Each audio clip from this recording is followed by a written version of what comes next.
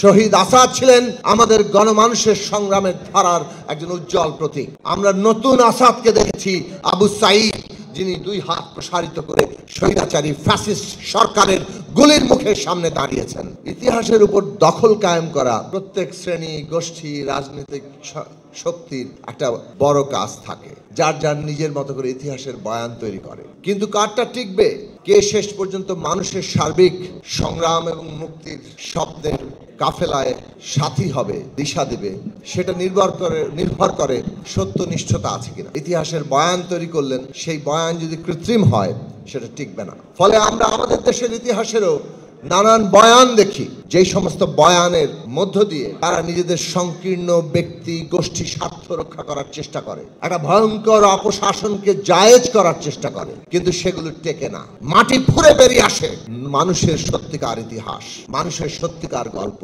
সংগ্রামের সত্যিকার গল্প। আমাদের স্বাধীনতা সংগ্রামে গণমানুষের যে ধারা, সেই ধারাকে চাপিয়ে দেওয়ার চেষ্টা করা হয়েছে। শহীদ আসাদ ছিলেন আমাদের গণমানুষের সংগ্রামের ধারার একজন উজ্জ্বল প্রতীক। রাজনৈতিকভাবে নিজেকে প্রস্তুত করে একটা সংগ্রামের সম্মুখ সারিতে যাওয়া এবং নিজেকে আত্মোৎসর্গ করা, এইটা নিজের মধ্যে অখণ্ডতার চূড়ায় পৌঁছালে, কথা কাজ চিন্তার যখন অখণ্ডতা সৃষ্টি হয়, একটা মানুষ সেই জায়গায় পৌঁছায়। আর একটা মানুষ যখন রাজনৈতিকভাবে সিদ্ধান্ত নিয়ে সেই জায়গায় পৌঁছায়, তার চেয়ে মহত্তম মানুষ ইতিহাসে আর কেউ হয় না।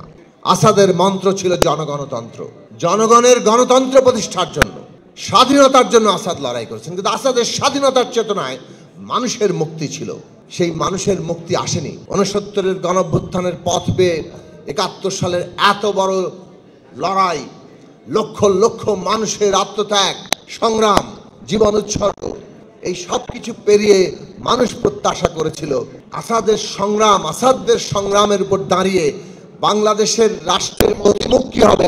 সেই প্রতিশ্রুতি ঠিক করতে হয়েছিল এই রাষ্ট্র নাগরিকদের জন্য সাম্য, মানবিক মর্যাদা, সামাজিক ন্যায় বিচার প্রতিষ্ঠা করবে। কিন্তু 72 সাল থেকে যে রাষ্ট্র পত্তন হয়েছে, যে রাষ্ট্রের পরিগঠন হয়েছে, সেই রাষ্ট্র আসাদের স্বপ্ন কিংবা এই যে গণমানুষের আত্মত্যাগ, তার যে স্বপ্ন, তাকে বাস্তবায়ন করেনি। 53 বছর পরে আমরা নতুন আসাদকে দেখেছি, আবু সাঈদ, যিনি দুই হাত প্রসারিত করে স্বৈরাচারী ফ্যাসিস্ট সরকারের গুলির মুখের সামনে দাঁড়িয়েছেন। সমস্ত স্টেক হোল্ডারকে, সমস্ত অংশীদারদেরকে একত্রিত করে ঐক্যবদ্ধ রেখে ন্যূনতম জাতীয় ঐক্যমত্যের ভিত্তিতে এই রাষ্ট্রের গণতান্ত্রিক রূপান্তরের কাজটি আপনাদের সম্পন্ন করতে হবে। যদি অংশীজনদের মধ্যে দূরত্ব তৈরি হয়, আপনারা এমনভাবে রাষ্ট্র পরিচালনা করেন, রাজনৈতিক উত্তরণের দায়িত্ব পালন করেন, যেখানে বিরোধ সৃষ্টি হয়ে যাচ্ছে, তাহলে ইতিহাসের দায় থেকে আপনারা মুক্ত হবেন না। কাজে অন্তর্বর্তী সরকারের অত্যন্ত সতর্কভাবে এই রাষ্ট্র পরিচালনা, এই ঐতিহাসিক মুহূর্তে আপনাদের দায়িত্ব পালন করতে হবে, যাতে রাজনৈতিক দল, শিক্ষার্থী এবং সকল শ্রেণী পেশা মানুষের যে অংশীজনেরা আছেন, তাদের মধ্যে কোনো রকম দূরত্ব সৃষ্টি না হয়, তাদের মধ্যে ন্যূনতম জাতীয় ঐক্যের মধ্য দিয়ে আমরা এই রাষ্ট্রকে গণতান্ত্রিক এবং আকাঙ্ক্ষিত জায়গায় নিয়ে যেতে পারি।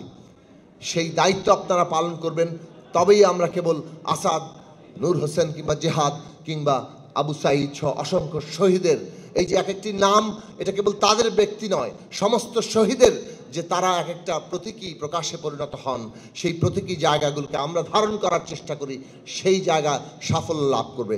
বাংলাদেশের মানুষের ওই যে গণমানুষের ওই যে মহাকালের কাফেলা, সেইটা বহাল থাকবে। তাকে দাবিয়ে রাখতে চাইলেও দাবিয়ে থাকবে না।